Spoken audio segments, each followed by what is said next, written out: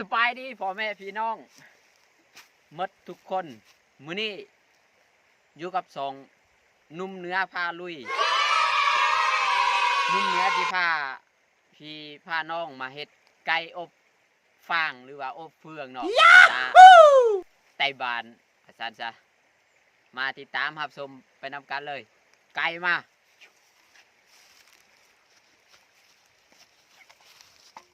ไก่พี่น้องเขาก็เฮ็ดเครื่อง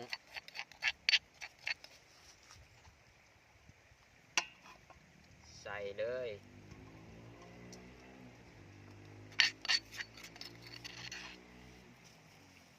อะไรนี้มียังมากมาย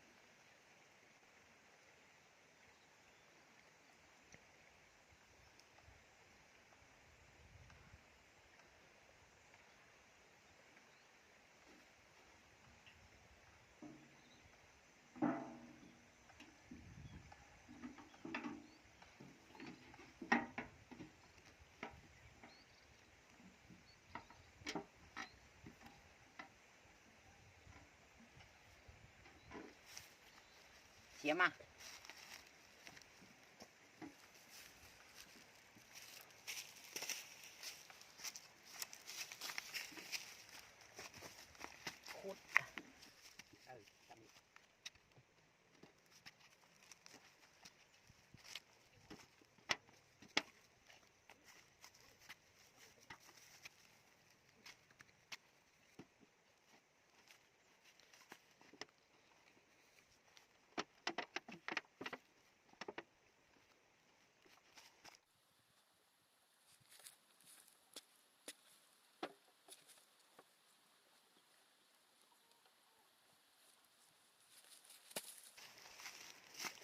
เรียบร้อยเอาขี้ดินมาปิดไว้เพื่อว่าให้ไฟมันเข้าเนาะเรียบร้อยแล้วก็ขั้นตอนต่อไปเฟือง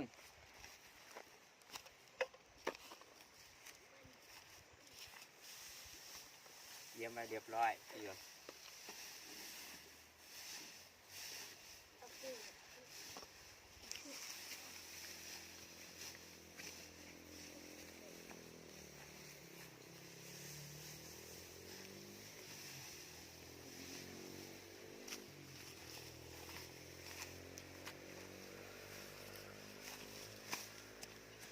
จุดเลย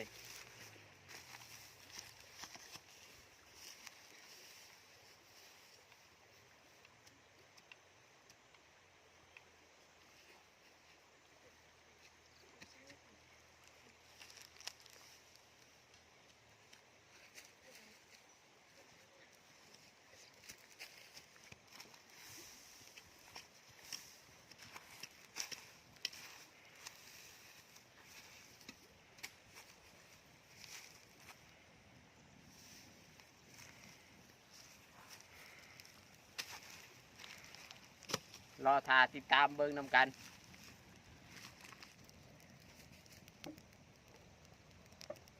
บรรยากาศอยู่ทงไฮทงนา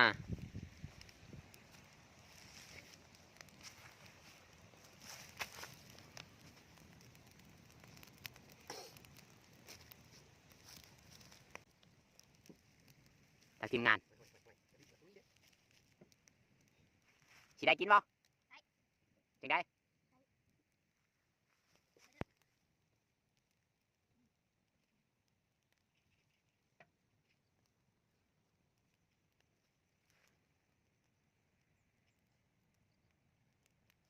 เอาวันนี้ลงล่างไว้แล้วไปตักน้ำกันนะหรือล่างมือเลย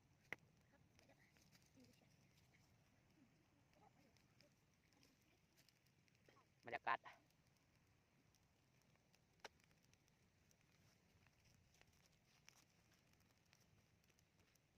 สิได้กินบ่เนาะนี่เนาะ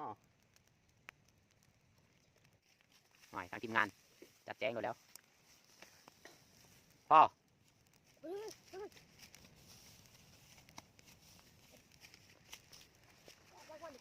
ฮาวดีสิเนาะ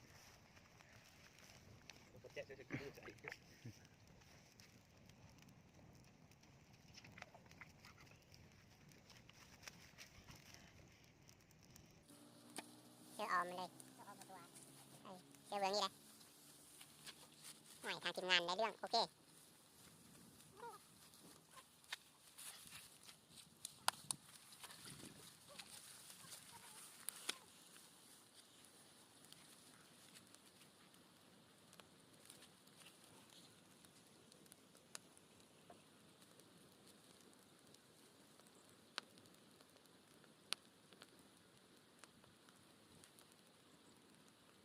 เอาเฟืองมาเก็บไว้หน่อยปะ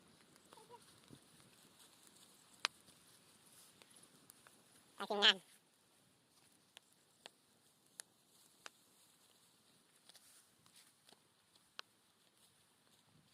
เฟืองเขาอีกโอเคเอาละตามอันนี้พอแล้วเนาะดำมันเนาะแป้งกัน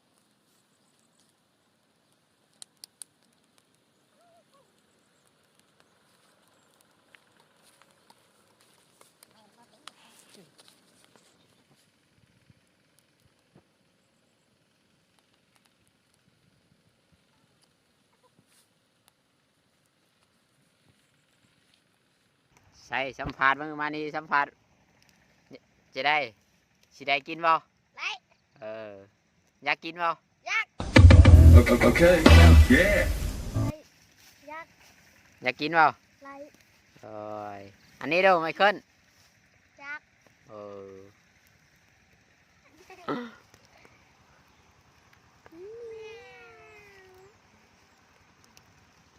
ไปดิ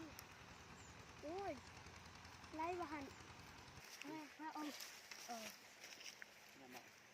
ถึงเวลาเฮียพ้อยแล้วเนาะตอนนี้เนาะ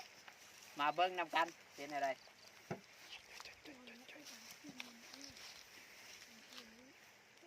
โอ้ยังฮ้อนยังฮ้อนน้องเอ้ย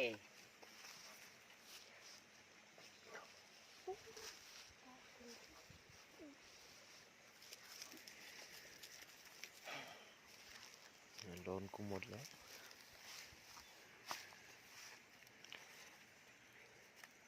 ถ้ามันเย็นอีกจักหน่อย มาลุ้นมาเสียเบิ้งนำกันเนาะว่าเป็นจะได้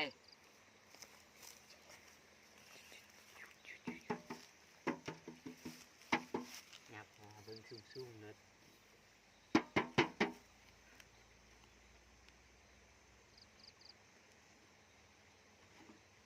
แตนแตนและเลยชิงเขามาซูมเขามาใกล้ๆเลยนะ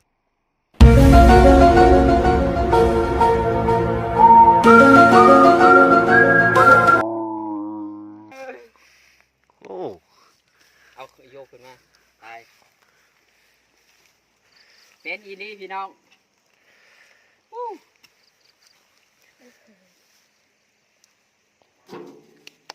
เป็นกินเปล่ารอมึงก็เด้อ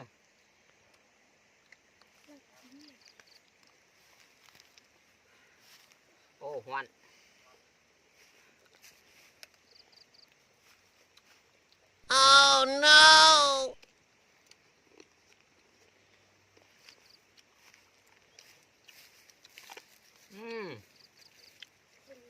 หอม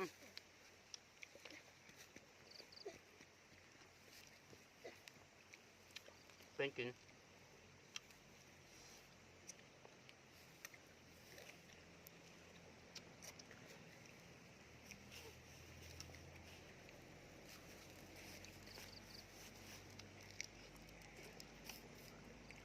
ใครอยากเฮ็ดกินก็สามารถเฮ็ดได้เนาะ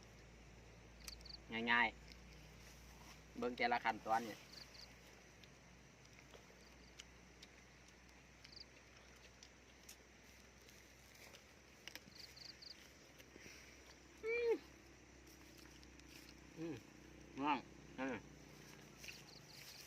ทุกเลย